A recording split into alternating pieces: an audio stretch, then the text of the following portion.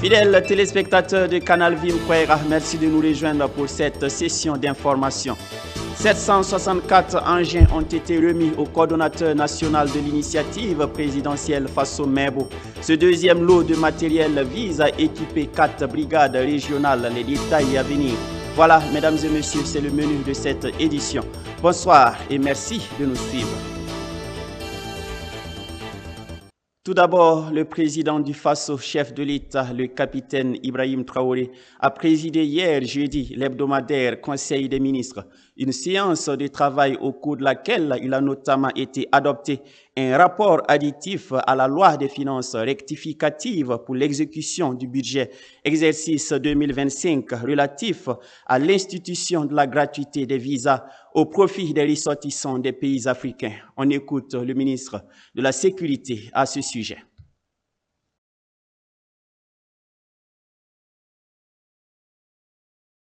En sa séance du 11 septembre 2025, le Conseil a examiné un rapport additif à la loi des finances rectificatives instituant la gratuité des visas au profit des ressortissants des pays africains. En rappel, selon les dispositions de la loi 001-2024 du 22 février 2024 portant conditions d'entrée et de séjour des étrangers, de sortie des nationaux et des étrangers du Burkina Faso, l'accès au territoire national burkinabé est conditionné par la présentation d'un visa valide, et ce, à l'exception, bien sûr, des dispositions d'exemption de visa prévues dans certains accords bilatéraux ou communautaires. Aujourd'hui, avec ce rapport, et ce conformément à la vision panafricaniste du chef de l'État, le Burkina Faso réaffirme sa ferme volonté de raffermir les liens historiques de fraternité entre les peuples africains. Désormais, avec ce rapport, aucun ressortissant africain ne déboursera une somme pour s'acquitter des frais de visa. Il suffit seulement de formuler la demande en ligne et de pouvoir bénéficier gratuitement de ce visa. Alors je tiens à souligner ici que la gratuité n'est pas l'exemption. Quand on parle de gratuité, ça veut dire que les demandes sont toujours formulées en ligne, les demandes font l'objet d'un examen et si la demande est acceptée, alors tout ressortissant africain qui passe par ce canal obtiendra gratuitement ce visa pour venir au Burkina Faso. Le sens profond de ce décret se situe à deux niveaux. Le premier niveau, c'est réellement renforcer la libre circulation des peuples africains et de leurs biens sur le continent africain. Et deuxièmement, c'est de renforcer l'intégration africaine. Nous parlons toujours du Conseil des ministres au titre du ministère de la fonction publique, du travail et de la protection sociale. Le Conseil a adopté un projet de loi portant institution de jours chômés et payés et de journées de commémoration et de recueillement. Le Burkina Faso passe ainsi de 15 à 11 jours fériés selon ce projet de loi. Suivons les explications du ministre Mathias Traoré.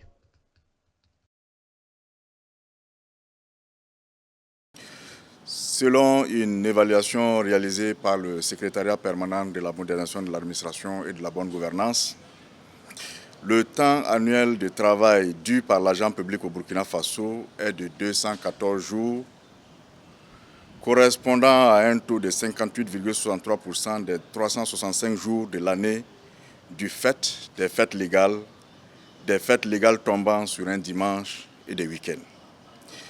Une autre estimation du ministère de l'économie et des finances fait ressortir que le temps de travail perdu engendre une perte cumulée annuelle au budget annuel de l'État d'environ 67,5 milliards au titre de l'année 2025. Le présent projet de loi est proposé à cet effet. Pour mettre un accent particulier sur la laïcité de l'État, le présent projet de loi abandonne la notion de fête légale pour adopter celle des journées chômées et payées et des journées de commémoration et de recueillement.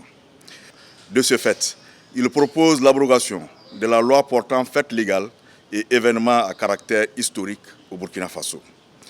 Ce projet de loi propose en principal des dates précises et à défaut, il indique des événements dont les dates sont variables pour être des jours chômés et payés et des journées de commémoration et de recueillement. Les journées chômées et payées sont celles au cours desquelles les salariés ne travaillent pas sur toute l'étendue du territoire national, mais bénéficient de leur salaire. Les jours et dates ci-après indiqués sont chômés et payés au Burkina Faso. 1. Le 1er janvier. 2. Le 8 mars. 3. Le 1er mai. 4. Le 11 décembre. 5. Le 15 mai. 6. Le 15 août. 7. Le 25 décembre. 8. Le jour de l'Ascension. 9. Le jour de Ramadan. 10. Le jour de Tabaski. Et 11. Le jour de Mawlud. Fondamentalement, on n'évoque pas le jour de Pâques, car la Pâques est célébrée un dimanche, alors que le samedi et dimanche sont déjà chômés. En outre, la disposition qui veut que, lorsqu'une fête légale tombe sur un dimanche, le lendemain est obligatoirement chômé et payé, n'est plus opérante, dans la mesure où le projet de loi en cours ne traite plus des fêtes, mais des journées chômées et payées et des journées de commémoration et de recueillement. La journée de commémoration et de recueillement est celle consacrée à la célébration d'un événement laïque, religieux ou coutumier, qu'il soit civil ou militaire. Elle sera une journée de travail continu. Dans ce cas, les horaires de travail des dites journées sont proposés pour être fixés par communiqué des ministres chargés de la fonction publique et du travail. Ce sont le 3 janvier, le 4 août, le 5 août, le 15 octobre, le 31 octobre et le 1er novembre. En résumé, la loi portant fêtes légales et événements à caractère historique au Burkina Faso institue 15 jours de fêtes légales auxquels il faut ajouter les 15 mai, tous chômés et payés, et déclare également chômés et payés le lendemain de toute fête légale tombant sur un dimanche, alors que le présent projet de loi retient en tout 11 jours chômés et payés dans l'année. L'adoption de ce projet de décret permettra de donner une base légale aux jours chômés et payés et les journées de commémoration et de recueillement au Burkina Faso et laisser libre célébration des fêtes à l'appréciation des citoyens. Nous vous l'annoncions en titre, le président du Faso, chef de l'État, le capitaine Ibrahim Traoré, a procédé ce matin à la remise de 764 engins au coordonnateur national de l'initiative présidentielle Faso Mebo. Ce matériel entend équiper 4 brigades, en l'occurrence celles des régions du Yadga, de Quilsé, du Goulmou et de Bankui.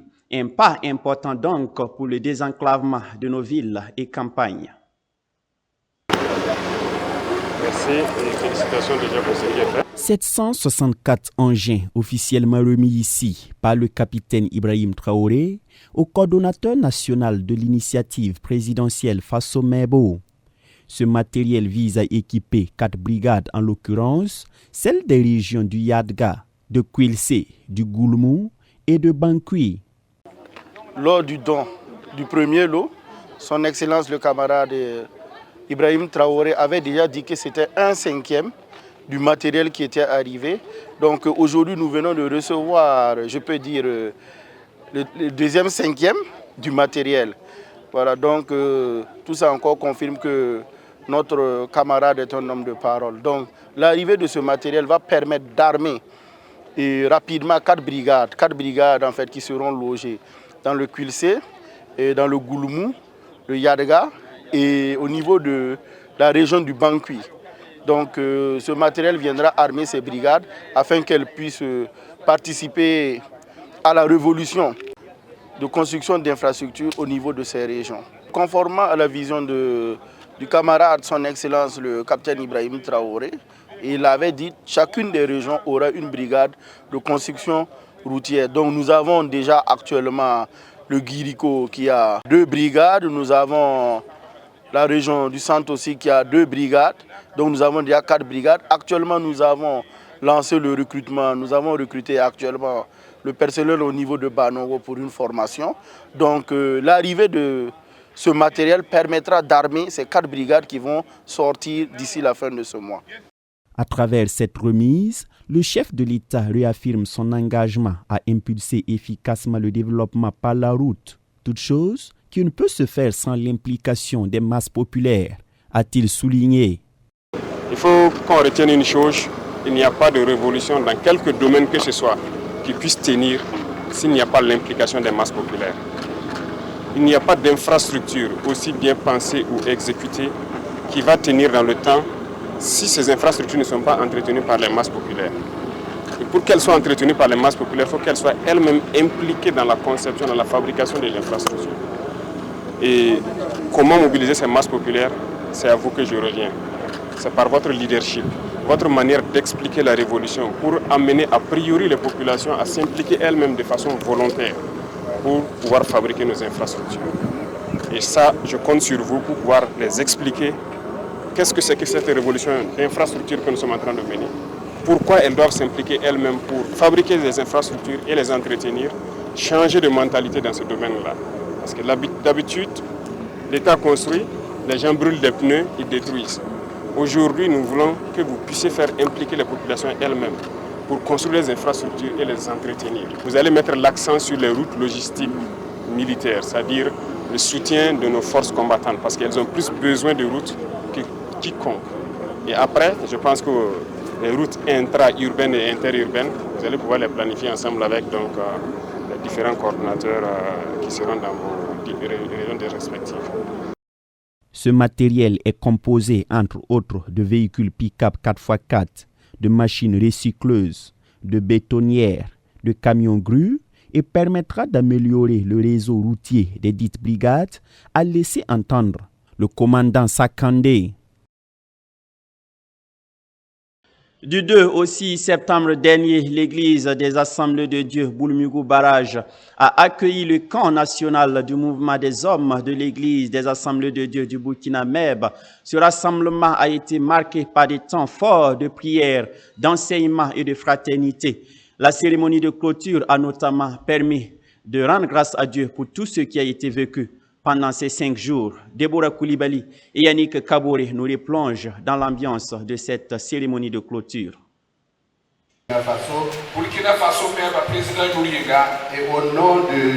Le camp des hommes sages de l'église des Assemblées de Dieu du Burkina Faso a pris fin ce samedi marquant la clôture de sa 28e édition. L'événement s'est déroulé du 2 au 6 septembre 2025 à l'église Boulmougou Barrage qui a réuni une centaine de participants venus de plusieurs régions pour des moments de prière, de partage et de renouveau spirituel. Notre bilan est positif. Moi je peux dire ça, mais j'aurais voulu qu'une autre personne dise que notre bilan est positif, puisque vous savez que les hommes, nous ne pouvons pas faire comme ce que la JAD sort chaque fois de quoi. Nous ne pouvons pas faire ça. L'AEC fait beaucoup, mais nous ne pouvons pas faire comme l'AEC, parce que nous sommes des hommes. Ce sont des personnes responsables qui... La clôture de l'événement a été marquée par un culte de remerciement, exprimant gratitude envers tous les participants et a invité chacun à mettre en pratique les enseignements reçus. En tout cas, je voudrais d'abord rendre grâce à Dieu pour son amour et sa fidélité. Parce que cela fait des années que cette équipe-là, je veux parler donc du Bureau national du MEP, fait des œuvres extraordinaires et cela pour la gloire de Dieu. Et je voudrais donc dire merci à Dieu pour cela et les féliciter également, tout en les encourageant à toujours persévérer, parce que tout ce que nous faisons, c'est pour la gloire de Dieu. Et ce qui m'a motivé à soutenir le mouvement du MEP, c'est que moi je suis un membre du MEP. Deuxièmement, vous avez vu quand le représentant de l'Ongo a pris la parole, il a dit que les activités et la vision du MEP rentrent dans le cadre des 3 R recommandés par les Assemblées de Dieu. Et ce mouvement, à travers le camp qu'ils organisent chaque année, permet aux membres des MEP de différentes localités, de différentes régions, de différentes églises de se retrouver. Et dans la Bible, il est toujours dit qu'il est bon et agréable pour des frères et sœurs d'être ensemble. C'est tout ça qui m'a motivé à accepter le parrainage. Recherchez la paix avec tous, tiré du livre de Hébreux 12, le verset 14. Tel était le thème principal. Le prochain camp des hommes sages des Assemblées de Dieu du Burkina Faso est déjà annoncé pour l'année prochaine. Notre thème de l'année, c'est Hébreux 12, 14. chercher ou rechercher la paix avec tous et la sanctification sans laquelle personne ne verra le Seigneur. Donc, dans ce verset, les orateurs ont développé le thème de la paix, le thème de la sanctification et le thème même de l'engagement de l'homme en tant qu'homme pour pouvoir vivre une vie de paix et une vie de sanctification. Il n'y a pas l'un sans l'autre. Il y a quelqu'un qui a même dit que si vous voulez être en paix envers quelqu'un, il faut l'aimer.